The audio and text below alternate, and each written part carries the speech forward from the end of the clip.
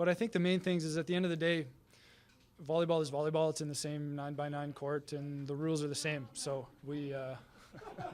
Is that on the back of your shirt? Yeah, it's on the back of the shirt. You did. A little free shout out for you. And it doesn't matter who's on the other side of the net. You need to still execute to the best of your ability if you want a chance to win. That's right, Brett Walsh. You do need to execute to the best of your ability if you want a chance to win, and that's what we do here on this show. This is the 9x9. It is Tuesday, August 16th. This is episode 38. My name's Rob St. Clair. That is Everett DeLorme, and you are tuning into the best 81 square meters of volleyball coverage on the internet. I've had a whole 2 weeks. It's been 2 weeks since we've done the last show. I've had a whole 2 weeks of doing pretty much nothing. Everett is quite the opposite. Everett was just in Gatineau, Quebec for the Pan Am Cup. Everett, you've had a very eventful week. So we took off last week. We are back, and we're ramping up towards the World Championships. But first, Everett, I want to hear all about your Pan Am Cup experience. Before we jump into the results, which we will, yes. And I know Ronnie's waiting for us to jump into the results in the chat. Of course he is. But just tell me about the tournament. Tell me about the event. I mean, the event, it was a typical Pan Am Cup, poorly attended, poorly marketed by Volleyball Canada. I think saying we had maybe like 700 or 800 people there for the finals. Like not even like any day of the game was finals that Canada was playing in. That Canada was playing in. Yeah. It sounds like they didn't get much help from marketing from this city, and the city of Gatineau was supposed to, and all of this yada yada yada. I mean, all in all, it was a pretty good event. Let's be honest. I'll go right into pleasing Ronnie right away. There was only one team who was ever going to win this event and ever going to come close to winning this event, and it was Cuba. Cuba was the only A team. USA and Canada both sending B teams. Brazil sending their U21 team. Right. So just not a lot. And then once you get down to Puerto Rico, Mexico, Dominican Republic, Chile, there's just not that much quality there. Although I will have to say I was impressed by Puerto Rico, was impressed by Mexico, Chile as well. Dominican Republic was, kind of is what it was. The Brazilian team was really, really young. They ended up going 0 everything, losing to everyone. They were rough. They were really rough, but it was a beautiful brand new venue at the Slush Puppy Center in name I've ever heard. It might even be worse than Little Caesars Arena in Detroit. Or I mean Slush Puppy. Do you guys have Slush Puppies in kind of? They're an East Coast thing. I know what they are, but it's just not a good sounding thing to name a sports arena. Well, I mean, the Slush Puppy is based in Gatineau. They're like headquarters is like down the street. So but beautiful brand new arena. It's a great size for volleyball. Like I hope we go back there again. But yeah, I mean, you know what, Rob? After what VNL was, this is kind of like it was just another event. And actually, talking to some of the coaches at one point from the Canada side, we'd be like, what do we tell people this event is? Because it's not a NORCECA event, question, right? It's not a NORCECA event. It's technically this one was a qualifier for the next Pan Am Games, but the Pan Am Cup is an event that happens both on the men's and women's side every summer. And yeah, I mean, it was pretty good. It was great to see. On the Canada side of things, I haven't seen a B team be that good in a long time. And the last time I've seen a B team be that good, I'm probably looking back to 2012. And we're talking about names like, Jay Blank and now Stephen Marshall, Rudy Verhoof, Nick Hogue was on that team. Like that was really the start, like one of the first steps of what the national team was kind of in the going forward. But yeah, all in all, it was a fairly good event. Well, you talked about Canada finishing with very, very much a B team. Silver medal. Yes. Pretty nice performance from them. We'll talk about the semifinals in a minute, and I'll give you your opportunity to talk some trash. But first, we do have to service Ronnie Cuban Spike, who's in the YouTube chat right now. Also, if you're watching and you're not Ronnie Cuban Spike, I would love to see some slightly more friendly names in the YouTube chat. So ask us questions, help us steer the conversation. Away from Cuba. But we do have to talk about the fact that Cuba comes in and wins this tournament. They were obviously the favorites. They were the best team that brought their A team, and they pretty cleanly destroyed Canada in the finals, 25-17, 25-17. I mean, they destroyed everyone throughout, They right? destroyed everyone. I don't think they dropped a set the whole tournament. If I'm not they mistaken. didn't, right? And that there was no point that they ever stressed either, right? Even in the third set, right? You see 25-23, and I mean Canada was up by 6 at one point. Guide, their setter went down. They had to bring in their backup. There was a little bit of commotion. I thought, hey, maybe this is our chance to pounce. I really wanted that young Canadian team to unlock the next level of Cuban intensity. Because it was clear that they were just coasting through the game. And I really wanted those guys to unlock, to feel like what that next level of an international team like that would have been. But this Cuban team, I think, is primed to make a big impact at the World Championships, Rob. Are they though? Because it seems to me like just from playing this Pan Am Cup and the FIVB Challenger Cup that they won a couple weeks ago, it seemed like that's been kind of costly for them. And I want Ronnie to help me confirm with this. They seem to have sustained some pretty real injuries just by playing these last couple events. I heard, what's the other middle's name? Alonso. Yeah, I heard that Alonso got hurt. Simone cut his hand or something and didn't play the whole tournament. Marlon Yant barely saw the floor the whole tournament. I heard Michael Sanchez stepped away from the team, or for some reason chose not to go to World Championships. So, Ronnie, help us confirm this. And then Koide, the setter that you talked about, they lost a ton of key players. At least but it's not as dramatic as you seem. First and foremost, Simone had to get stitches on his finger, was out before the tournament even started. I mean, there was even a bit of a thing going into the match because he was actually marked down as Cuba's second libero for this tournament, and then of course Nersica just allowed him to be reclassified right before the finals as a middle. So that's technically not legal, but hey, it is what it is. So there's Simone. I mean, Yant. Talking to Ronnie, he's been kind of in and out with, in and out in a while.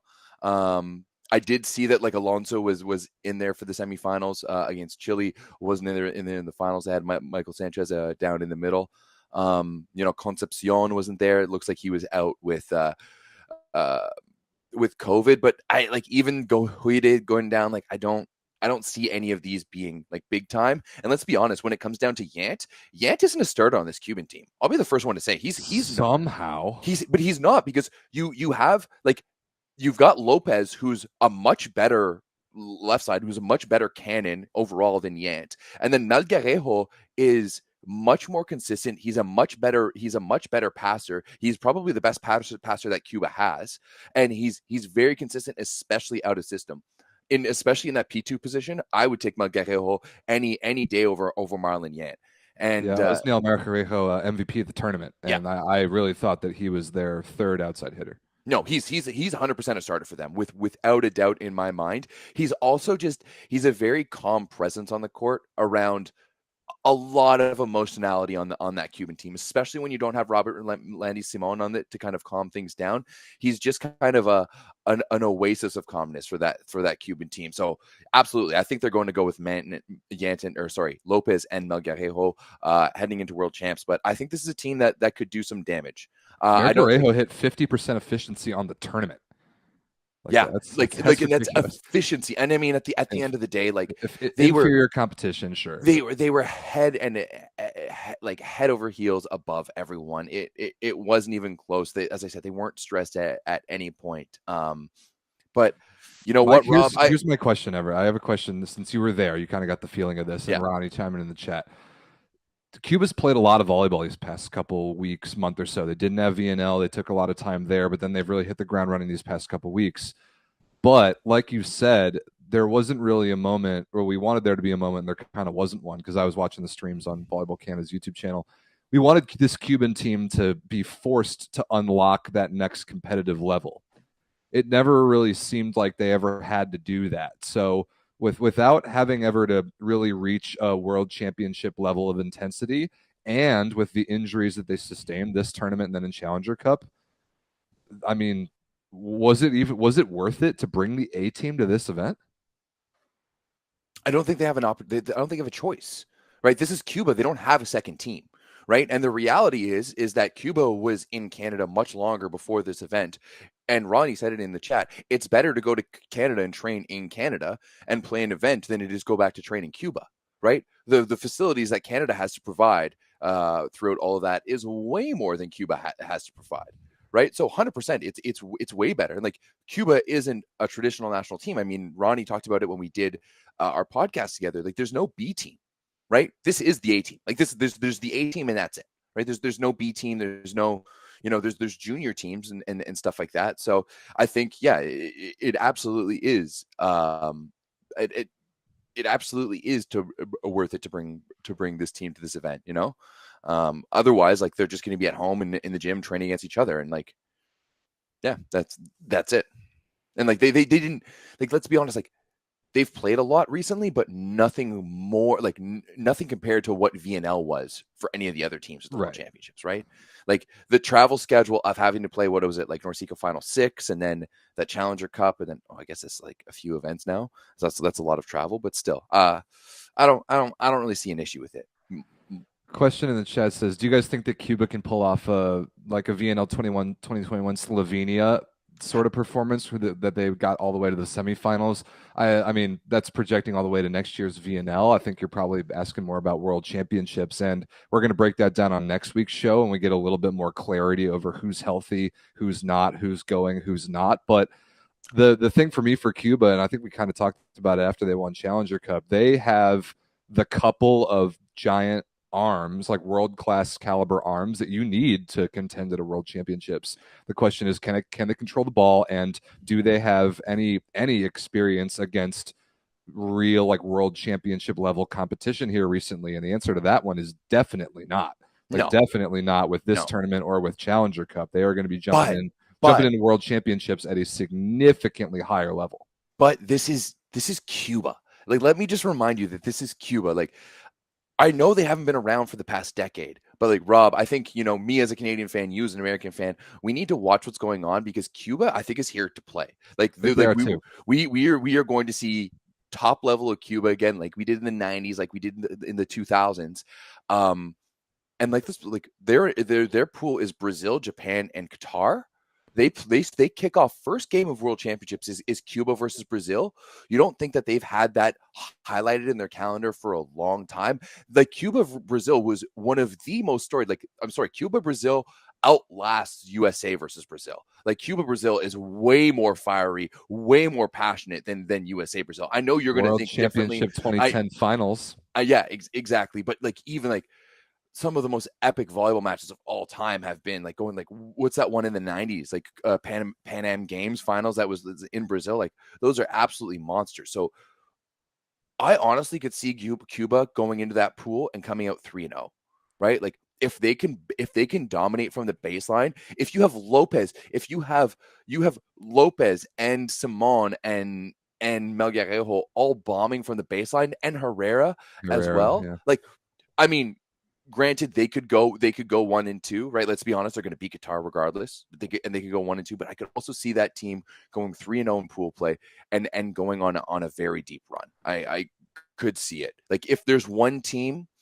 that, we talked about it last week, if there's one team maybe that could, or not last week, sorry, the week before, the last show, if there's one team that could pop into that top 4, I think Cuba, of all the teams in the tournament, has the most upset possibility. I think they do too. I'm still really, really concerned about those two things. Like I said, ball control and not having played competition at this level since pre-pandemic. But they have the talent. I think the potential is there, and we'll talk about it as we really break down the World Champs pools next week.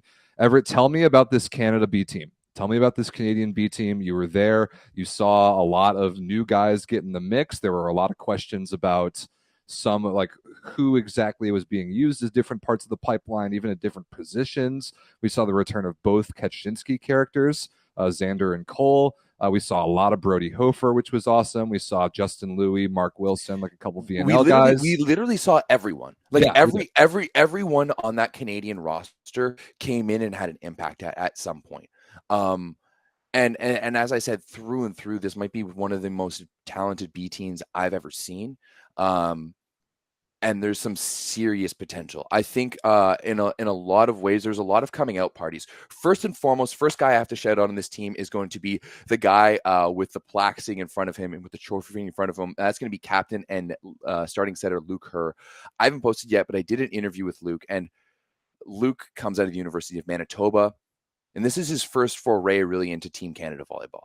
Never on any junior rosters, never on anything coming up, but he's been playing pro the past few years, had a really good season this past year in Hershing, came out for a tryout and blew everyone away. Now, I originally thought that Luke Herr was filler in the program. I thought, hey, he's a guy, he's been out there playing pro, he's going to be a good guy to have in the gym, but we have all of these studs coming up through the pipeline. Although I did also previously think that Matthias Elser was a setter, but I'll talk about that in a little bit, because there's no way that he's going to be playing setter from now on. Like, absolutely not. From what I've seen, Matthias Elser's not a setter anymore. Sorry, guys. But I was absolutely blown away by Luke's first and foremost setting ability. He sets these pillowy soft balls and has the ability to understand the cadence and trajectory and speed in which his hitter comes in with, and just has this ability to float it in there so it just momentarily hangs in place for guys to absolutely pound it. He's a big guy, he's good blocker, a big server, plays well on defense, he's calm, cool, and composed. And I'm not going to lie to you, I swear to God, like, Benjo is going to have a hard decision. He already has a hard decision with the three setters that Canada has between Jay Blank and now Brett Walsh and now Derek Epp. But there's no way that from after what I've seen, Luke Herr can't be in that mix. And I mean, he and I did talk on Monday while my tire was getting repaired, because I did pop a tire coming out on trying to leave on Sunday night.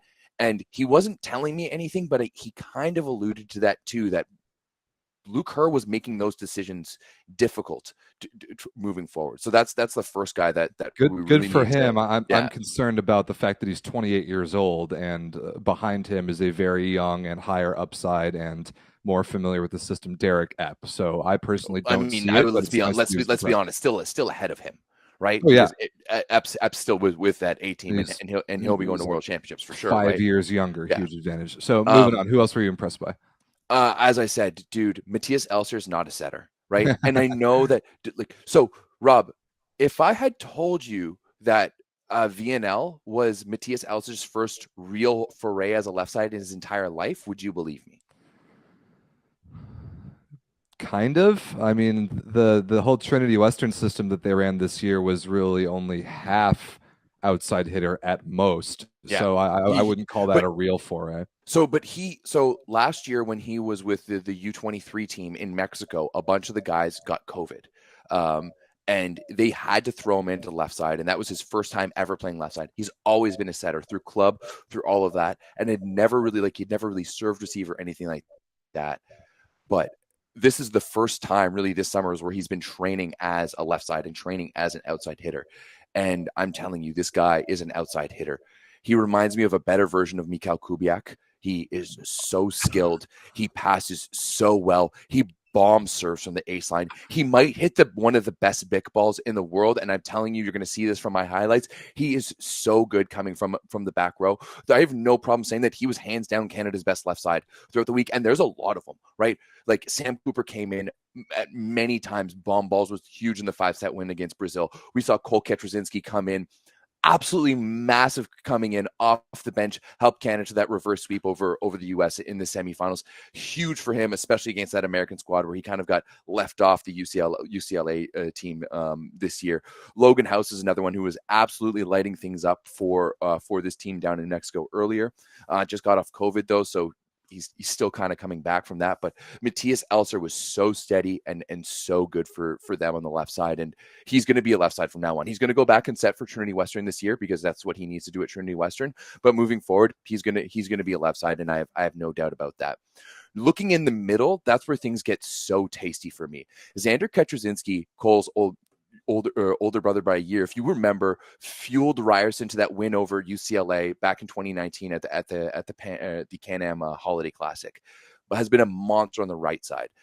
Everyone knew he's going to be on the right side. He's a middle now. Like what I saw from him in the middle, how aggressive he is, how like his offensive levels are already at an international level, and it's just he needs to get that blocking part of it. But this is a guy with a very, very high volleyball IQ and who's played a lot of volleyball in his life, and he's going to get there. And he may be the first Canadian middle to play in Italy. Oh wait, never mind. We have Arthur Schwartz. I completely take that back. But he has Italy potential. Like he has Arthur Schwartz Italy potential in the middle. And the scary thing is, opposite to him, so does Jordan Snitzer.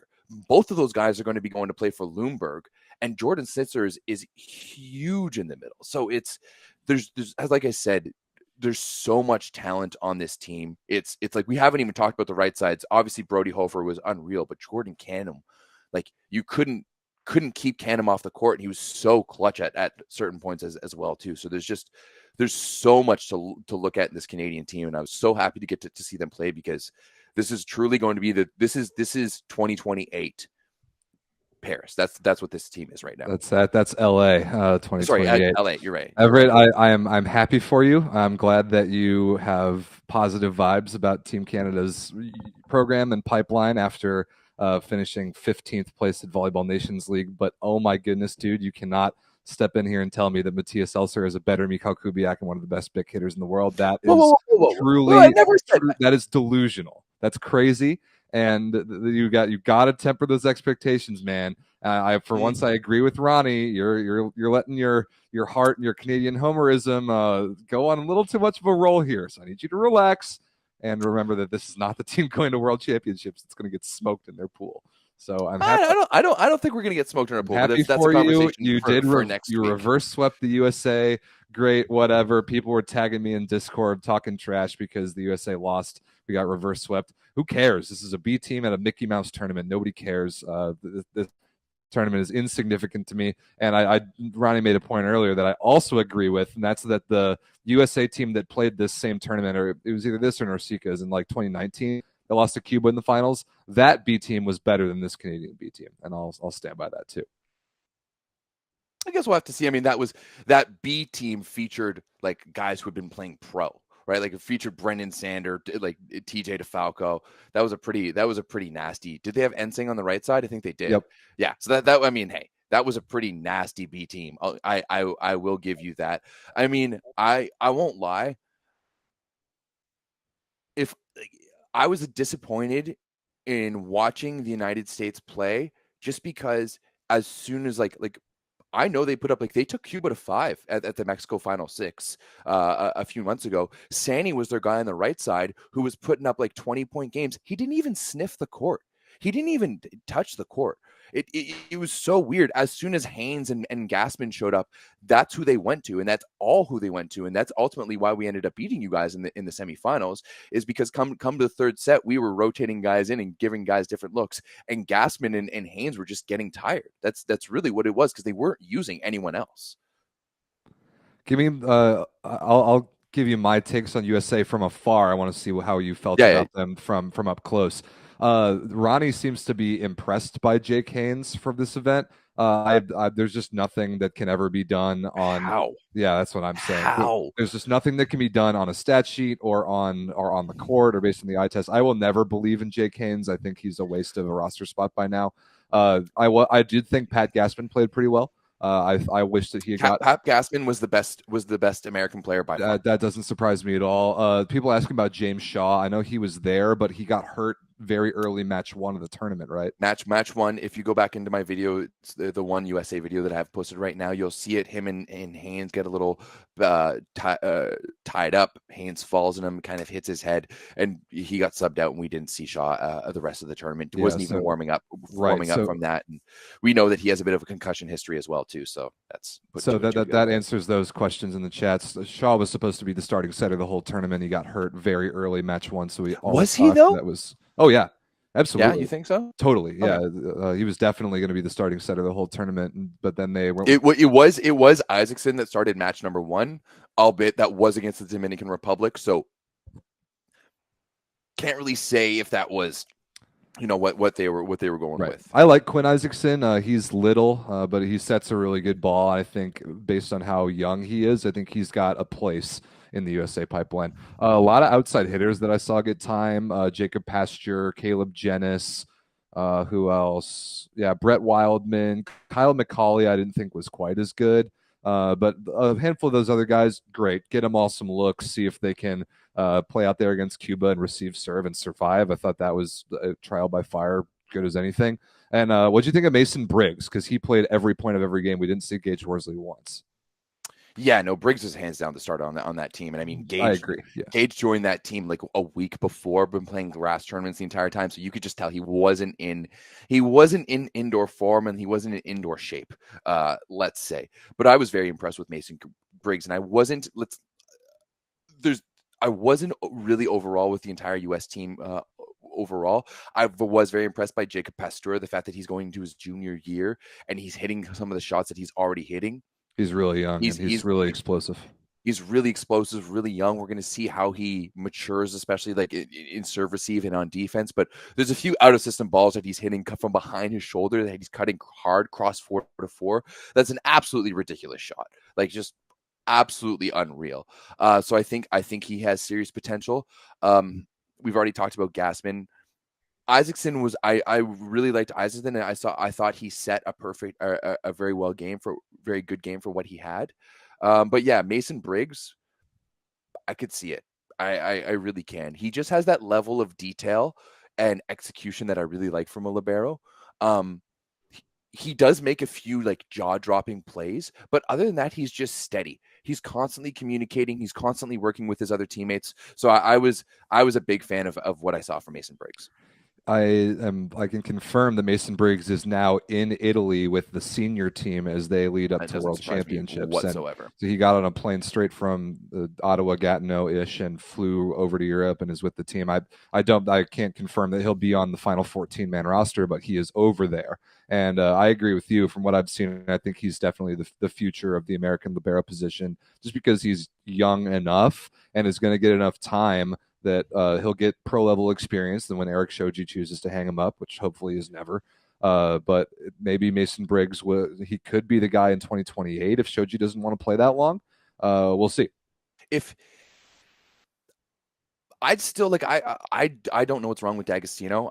From what I've seen from D'Agostino over the years, he's fine. He's fine. But he's just older. I think he's like 27. But yeah, I do see that. Like it seems that like Briggs at least has the attitude that I want to see from someone who could be, a Team USA level libero, right?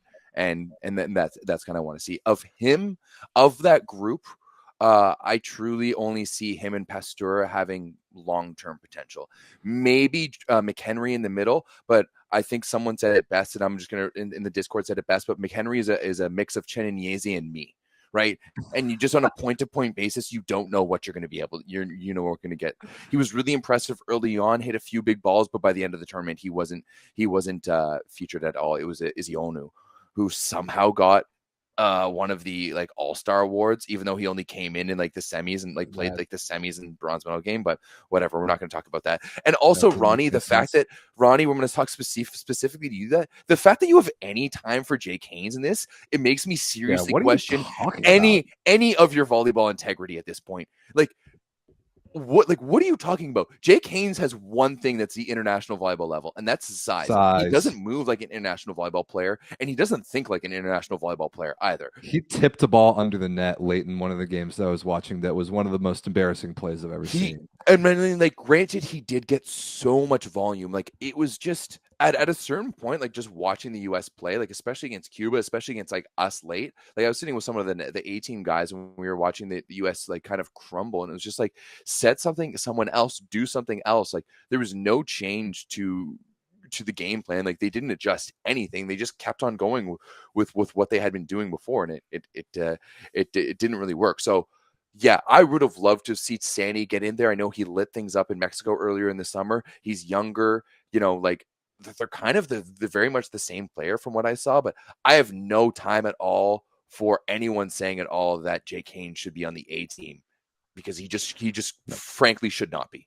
I mean, think about the American opposite position right now. You have Matt Anderson probably until Paris and then not afterwards. Then you immediately get Gabi Garcia Fernandez. And alongside him, and approximately the same age, you have Kyle Ensing and Kyle Russell. All four of those guys will always, always, always be better than Jake Haynes. So, like, why are we why are we bothering giving this guy playing time ever?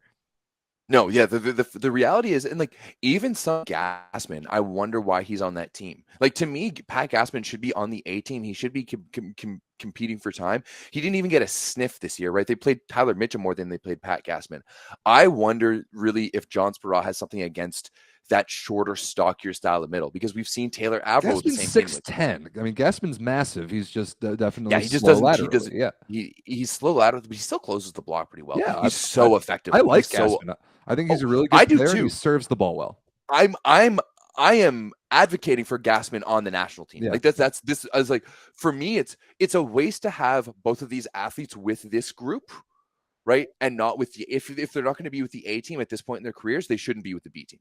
Yeah, That's my general consensus on them, because everything flowed through them. And that's exactly why, talking to Benjo afterwards, and he was just like, I didn't send Coppers to this tournament because I know as soon as Coppers is in there, that everything is going to go to him. And I wanted to see what those guys could do without him. And that's exactly what we saw on the American side of the court. Yep. So we'll see down the line how much our two respective teams really got out of this tournament. But we got to introduce to some of these names. Maybe we'll see them in the future, maybe not. I think that's kind of it. And we'll talk more about Cuba next week as we preview World Championships. Yeah, anything else about Pan Am? Yeah, just two things. First and foremost, best version of Mexico I've seen in a long time. Great point. It's a completely new team from the team that I last saw in January of 2020, qualifying for the Olympics. They were missing their setter Pedro Hengel, who is an absolute legend. Probably in my eyes, one of the most underrated international setters of the past 10 years. If he had played anywhere other than Mexico, he'd be much higher praise, but it is what it is. But this Mexican team is a lot of fun to watch. They've got live arms on all three pins. They're not big, like especially in the middle, they're not big, but they're not really small everywhere. They got sizable guys on all three pins. They've got live arms on all three pins, and they play defense like little spider monkeys. They are just all over the place and pick up everything. They were so much fun to watch. Honestly, it was kind of heartbreaking for me because I really wanted for them losing the quarterfinals against Chile, because I really wanted them to see them play against Cuba. I think they just would have made things annoying for Cuba. Yeah. That would have made them ramp things up a little bit. Like I could see, of all the teams there, Mexico taking a set off of Cuba just because of the way they played, and just because like they would be annoying with it. But yeah, I if Mexico wasn't in such a deadly pool, they're with it's like Brazil, US, and Poland. Poland, USA, and Bulgaria. They have Bulgaria, no not Brazil. Yeah, they have absolutely no chance. So, but honestly, big ups to Mexico once they start figuring out like their Jekyll and Hyde. I mean, the set 2 against Canada, they lost 25-13 before coming back to win it. They won the match in 5, didn't they? Yeah, they went from losing 25-13 to pulling off the reverse sweep. So, like, they just got to figure that out. And on the other sides, Puerto Rico, they've gotten rid of a lot of dead weight. No more Maurice Torres. No more of a few other guys. They've got this new kid Lawrence on the right side. I know he started the season with LBSU and then left because he wasn't eligible. From all intents, like he was hands down their top scorer. I mean, he was dropping 20 in multiple games, was serving people off the court, really, really physical on the right side. And everything that I'm hearing is that he's going to be heading to Milano this year to go back up, be the backup over there. So that's a huge pickup. Like, honestly, I'm not going to say they're not going to miss not having Gabi Garcia, because obviously with the player of Gabi Garcia's talent, you're going to miss that. But it does kind of like with Lawrence and Garcia there, I could 100% see that being a budding issue between like two potential star right sides. And everything I hear is that like Lawrence is the son of a former Cuban volleyball player. Obviously, Ronnie let us know that one. When he left LBSU this year, he actually went to go back and play for his father, who's a professional coach back in Puerto Rico. And he also has the same agent as Simone. So yeah, looks like he's going to be heading to Milano. Very, very interesting. And Puerto Rico, by the way, has, in my opinion, by far the easiest pool at World Championships. Yeah, they've got Serbia, Ukraine, and Tunisia. So Cliston Lawrence is a Cuban-born American citizen playing for Puerto Rico. So he could actually play for you guys before Garcia. I mean, maybe not anymore, but Interesting. Okay, that's good to know. I didn't pick up on that kid's performance that but yeah, tournament. So those would be like Mexico. I think is going to be a lot more fun to watch than they have been in past years. I'm really glad that they've this new group is just a lot of fun. And the same thing with Puerto Rico. I think with Lawrence, they really have a guy who, like, it looks like he's already playing for Puerto Rico. He wants to play for Puerto Rico, and why not run with him? cool. Okay, and then of course the classic Volleyball Source baseline highlight videos are already halfway here on this YouTube channel. The rest are still coming, so I'm really excited to see those, especially as we get to those like semis and finals. That I'm looking forward to seeing USA Canada, even though I know the result and I'm not going to like it. But that match is going to be fun to watch.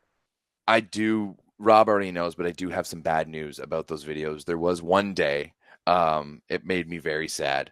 But basically on Thursday, as I was right after the USA Cuba game, I had just done an interview with head coach Andy Reid. I was pulling the camera out, or the card out of the camera, and it got hit by a ball from some kids peppering, and it unfortunately corrupted that card. And then the card wasn't good, and I didn't know. It seemed fine, and it also it didn't work for the game after that, the Canada-Brazil game. So I do have video for those games because I was able to get it from the scouts, but unfortunately no baseline from the court. It's gonna be baseline view, but not from the court videos for either Brazil versus Canada and USA versus Cuba, which is a little heartbreaking. But yeah, that is a bummer. But at least we got the later on matches, and you can find all those here on the Volleyball Source YouTube channel in the next week or so as Everett cranks through some editing. It's going to take a while. There's 22 games in total, Rob, and I've done 4 so far. So it's going to be the next few weeks or so. That's okay. Keep pumping them out. We'll take the views. We'll take the algorithm, especially as we jump into covering World Championships next week, which we'll talk about in a second. Let's let the people know about our 2 favorite sponsors before we move on. A couple like random smaller storylines the rest of the show. Everett, talk about that volleyball.store for us. Absolutely. Guys, if you want to look good like me, look good like Rob most of the time, he's wearing Purdue right now, which is just a slight step down, but not that much. It is college season. University season. Rush talk has been all over TikTok. But yeah, if you guys want to look good like me, and if you guys want to support us, maybe make sure that we go to other events like Pan Am Cup, give you more baseline footage. Head over to thatvolleyball.store. You can find all of the official Spicy Volleyball merch, 9x9 merch. We've got the Make Volleyball Great series. We've got a few other things that are posted up there as well. And make sure to head over to that volleyball store to support us. And the other important place that you should absolutely go is BetUS. Of course, yeah. If you head over to BetUS, if you use this link just down below, use the code volley125, you're going to get 125% deposit bonus from BetUS. That means you put in $100 and you're going to get $225. It is literally free money, right? And let's be honest, you want to get on your betting game. As Rob said, college season is upon us. The NFL is almost here. Baseball is getting serious, right? There's so much going on. So BetUS, they've been around since 1994. That's why they're America's favorite sports book. So head over to BetUS, use the link below, enter volley125. You get a bunch of free money and have some fun betting on some sports. Very well said. And we've got World Championships coming up. You could definitely bet on that.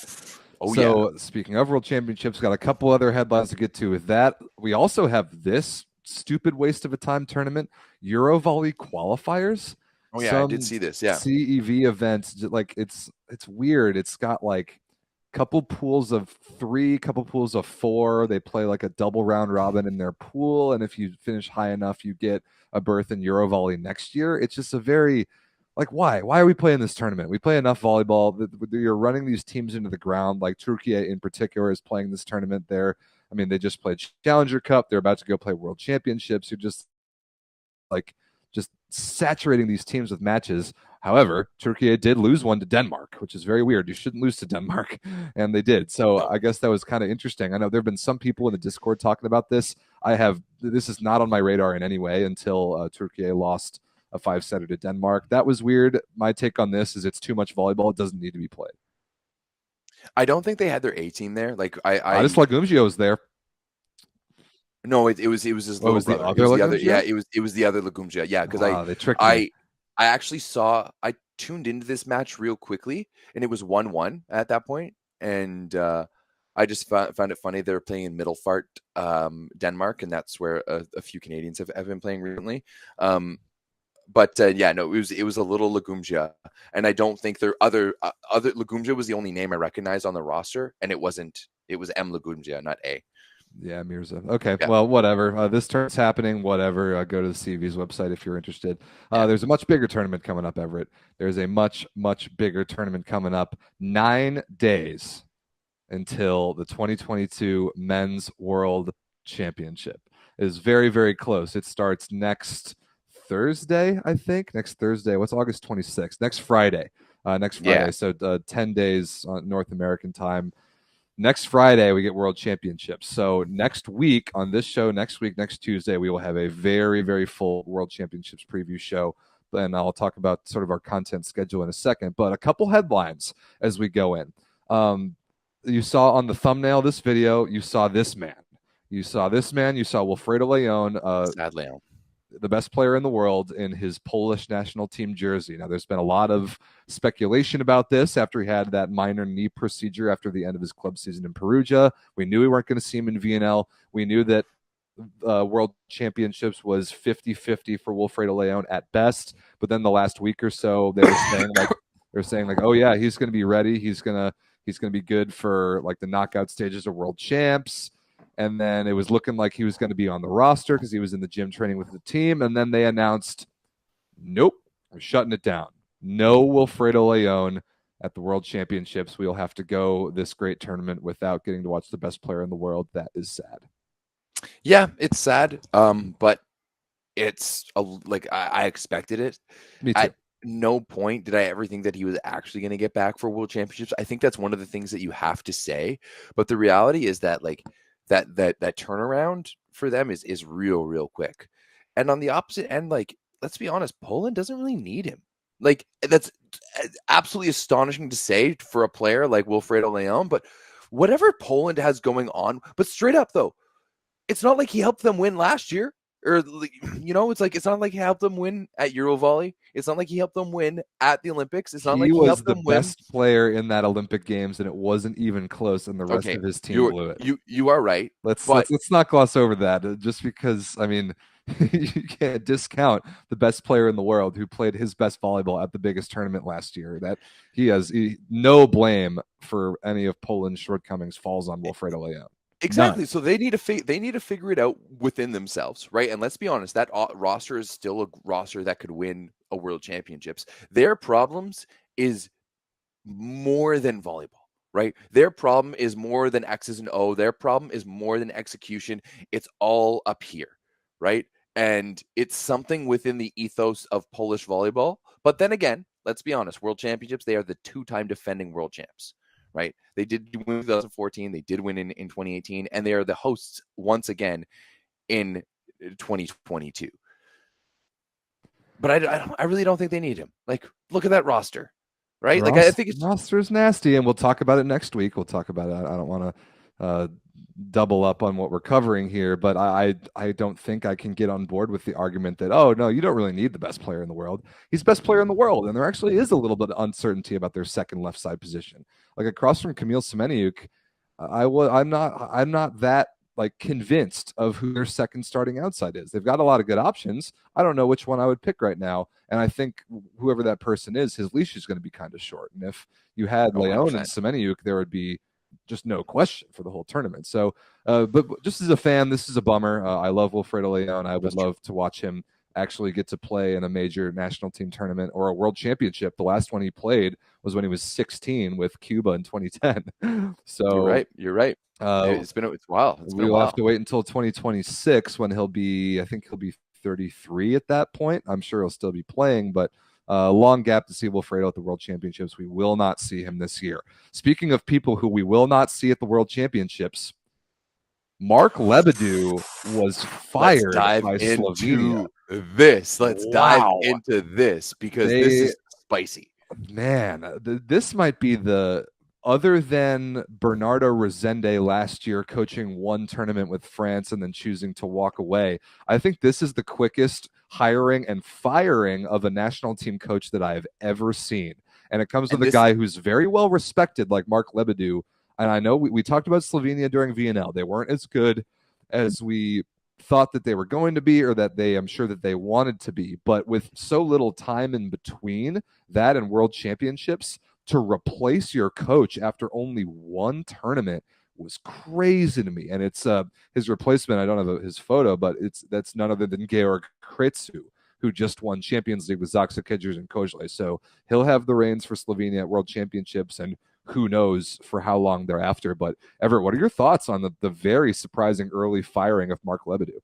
So this was a straight up firing. Right? This wasn't Bernardinho walking away. This wasn't, like contract, whatever. No, this was a firing. Slovenia has to pay a fine because they're changing their coaching staff so close to the World Championships. Is that true? Yeah, they have to pay a fine because they're like I think it's something serious. Like I think it's something like 20,000 euros. I don't know if that's actually true. Maybe I'm just I've had a little bit too much sun today. I've been at the beach all day. That's why I'm a little bit burnt.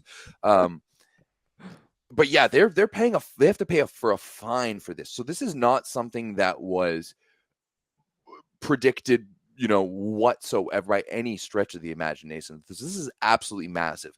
For me, the only way something like this happens, a poor result is one thing, but for me, it has to be a poor result with the players coming together being like, we do not want to play for this man. That's the only way. That's the only way I could see this going down, right? If Chabul and Earnout and The Rock get together and they go to the Slovenian Federation being like, we're hosting Worlds, we do not want this man ahead of us, then that has to be. Now, maybe he's just a bit of a scapegoat in this situation.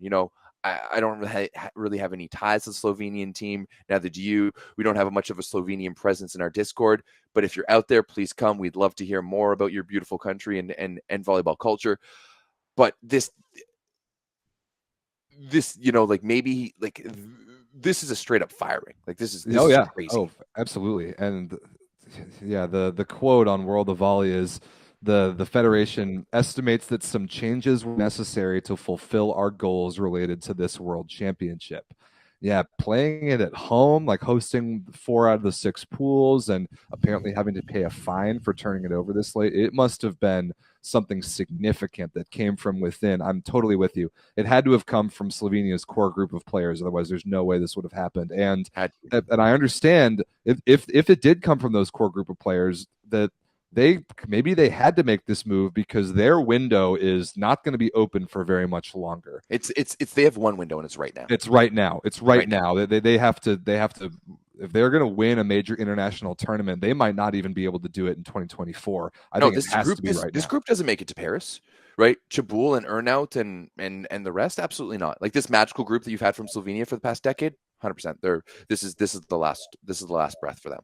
Yeah, so this is it, and I think there's that urgency because of that, and which is why you make a move that's this drastic. But it was crazy to me to read this headline, and I'm really curious now if we see Mark Lebedew on the microphone at World Championships at all. I doubt it because I'm not even going to be on the microphone at World Championships. So if he gets to be after just being fired, I'll be a little bit bitter. But I would certainly be interested to hear his thoughts from a very different perspective.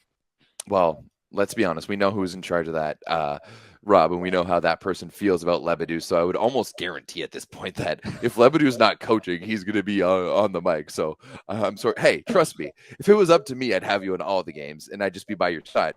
But yeah, it's not up to us, and we have to. No, it is not. But yeah, this was a remarkable piece of news to read. I was really surprised by this. I am kind of wondering, maybe is Lebedew just past his prime, right? Like, when's the last even with Friedrichshafen this year, they struggled. Now he goes to Slovenia. Yeah, they overachieved. That team wasn't good. They overachieved a little bit, but I don't know. I really don't know. It's kind of I've heard, and my perception of Lebedew is I've heard tremendously good things. I've heard not so good things, like things that he's really overrated and doesn't really have it. from a lot of different places, both club and national team. And this is just another data point for a very interesting career that he's had. Yeah, absolutely. I think it's just a wild move from Slovenia. Like, I just don't understand why if they weren't happy with him, why they just didn't do it right after VNL, right? That would have been the time. Not like they must have been training and preparing for world champs. We're 10 days out. 10 days out. I don't know, man. Very, very interesting. So we'll see how Slovenia does. We will talk about them and every other team in detail on next week's show. And that brings me, Everett, to this. This is the schedule and the sort of layout, and we'll go over our plans on this show and just our general content plan for the World Championships, because this tournament is an extremely big deal. Now, a lot of you who are watching this, you're in the Discord, which you should all be. Definitely join the Discord. The link's in the description if you're not already. That's going to be the place to watch every single match and just chat with everybody around the world about all the matches that are going on at Men's World Champs, which starts next Friday. But the tournament schedule is pretty simple. I actually think it's a lot better of a format than the women's is. It's because of the kind of last-minute reorganizing. Is supposed to be in Russia. That was changed for obvious reasons. Now it's co-hosted by Poland and Slovenia. Format's a little simpler now. 6 pools of 4. That's played over the first 6 days. So from next Friday, August 26th, to the following Wednesday, August 31st. Just round robin pool play, 14 pools. That's pretty easy. We all know how that goes. Then they'll take 2 days to travel a little bit and jump right into single elimination bracket play. So none of this like second round pools nonsense where your points carry over. God. Yeah, thank God. Thank God. So much better without that trash, and we're going to have to deal with that for the women's later on this season. But it'll go straight into a round of 16, and then it's survive and advance from there. So that's the schedule there on your screen. You've got like 6 straight days of action, then 2 days off, 6 more days straight of action. You get like 4 days of round of 16, and then 2 days of quarterfinals, 1 travel day, then semis and medal matches. So a lot of volleyball, but it's really only about a 2-week tournament from Friday the 26th of August to Sunday, September 11th. So really only 16 days start to finish. So the schedule for this show, a week from today, we'll have a normal episode of the 9x9, same time, same place, next Tuesday, 7:30 Eastern here on YouTube, just like always. We'll have a very full preview of the Men's World Championships. We'll go through all 6 pools. We'll go through some major roster decisions as the teams name their 14, and we'll pick who we think is going to make it out of pools. We'll do a whole preview show next Tuesday.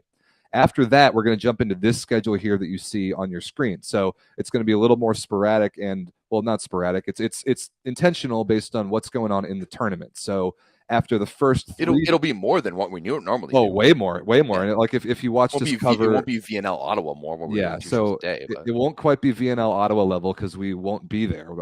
I won't be there. You won't be there. I think Dan will hop on and help us do some analysis. He's not going to be there, so we're gonna come on and do just a remote YouTube show just like this.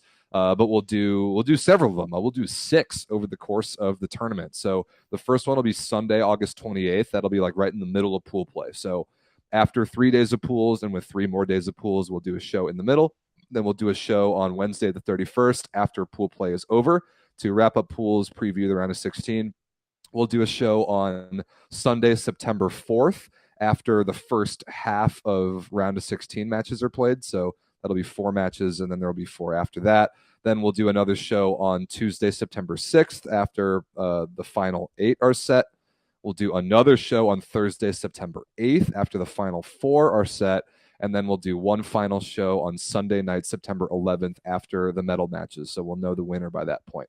Then we'll probably take that following Tuesday off because we'll deserve it by that point. But that's the schedule here on YouTube. 6 shows and tons and tons and tons more content on both Instagram, your Instagram, Everett, at Volleyball Source, my Instagram at rstclair1, and then the website, volleyballsource.ca. We're going to have daily, really steady, consistent updates on both of those platforms, and then the couple live YouTube talk shows in between, like I just mentioned. So that is the plan for World Championships. It's a lot, but we're gonna nail this coverage.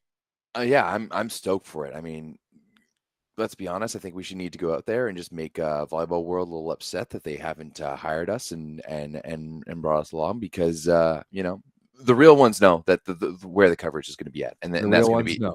it's actually going to be here on Volleyball Source. Actually, I was kind of also thinking maybe I might do a couple of like watch alongs on like live on Twitch or maybe live on the on our channel here, just like as I'm watching the game, just have some reactions, have some chats, just to see how it goes, just something like a little informal. Love it. So, and yeah, so get in the Discord for sure. The Discord is a crucial, like fundamental place for consuming world championships. The link is in the description. And then here on YouTube, we'll have a bunch of shows in the evenings, North American time. So we don't know exactly what time yet, but after all the matches are done that day, we'll hop on, do shows. I'll be putting out a bunch of Instagram reels. Like I'll probably do one every day, just kind of like I did in the Olympics last year, just reacting to what went on with pools that day. Just get on for a minute, talk about the day's matches, bunch of stuff that you'll be able to read on the website, just graphics on Instagram, all sorts of stuff. So, and Everett, you and I have been critical many times of Volleyball World's own coverage of their own events. We wish that they would do stuff like this. They're not going to do it. We know that. So literally the best place to follow along with the entire tournament of men's world championships is here. The whole Volleyball Source network, all the platforms, and then my personal Instagram as well. And then, hey, if you want to come and help us out too, we'd love some help. You want to write some articles, especially sure. writing. Yeah, anybody who wants to write. You want to write some articles, sure, absolutely. You want to help, maybe some social media stuff. Let us know. Well, we're going to be having a little bit of budget here in the next few days. I was even talking about it, Rob. I think it's time to hire a Discord Discord moderator.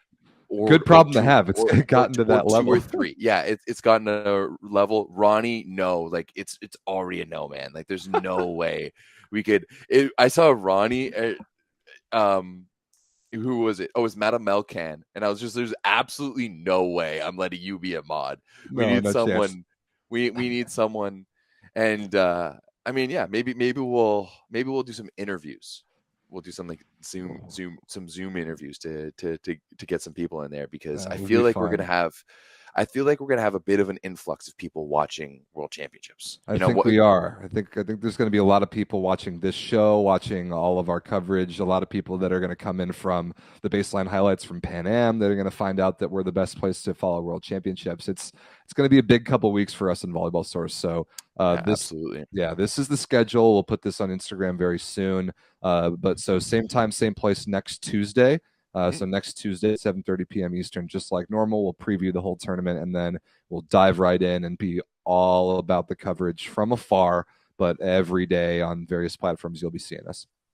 Yeah, I'm stoked. I'm stoked too. World Championships is a dope tournament. It's cool. Because I've asked some players about this. I've gotten an interview a handful of like older USA legends. I talked to Ryan Millar one time, who won gold in 08. And a question that I like to ask some of those guys that have played at the really highest levels of national team tournaments, I'm like, what's the hardest tournament to win?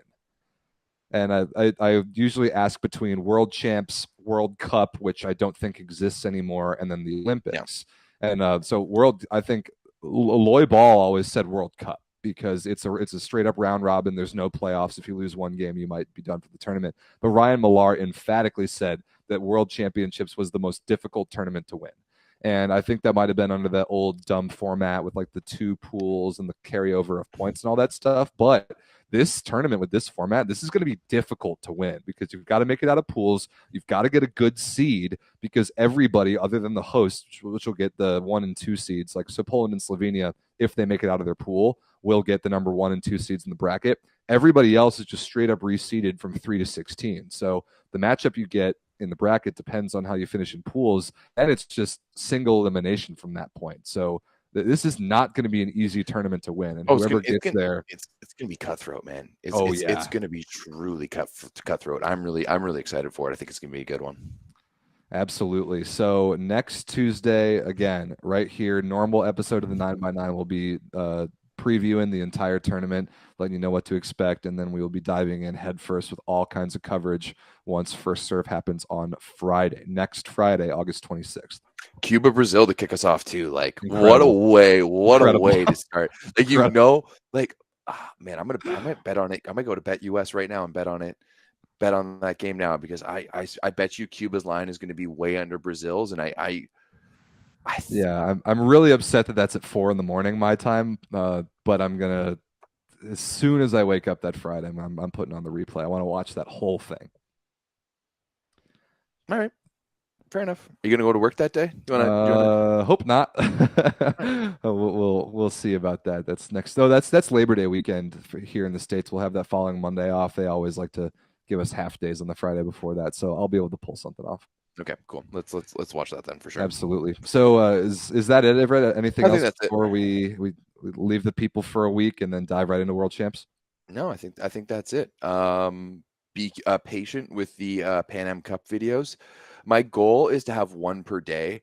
I don't know if that's even possible. There's just like there's a lot of work to be done there with editing those videos. But yeah, be patient. I'm gonna prioritize certain ones before other ones. Like I'm sorry, the 7-8 place match is probably going to be the one, one of the last ones that we're going to do. So we're going to prioritize, the actual road to the finals and obviously Canada and USA matches. But yeah, just be patient with those, and they're going to come. They're going to come as they come.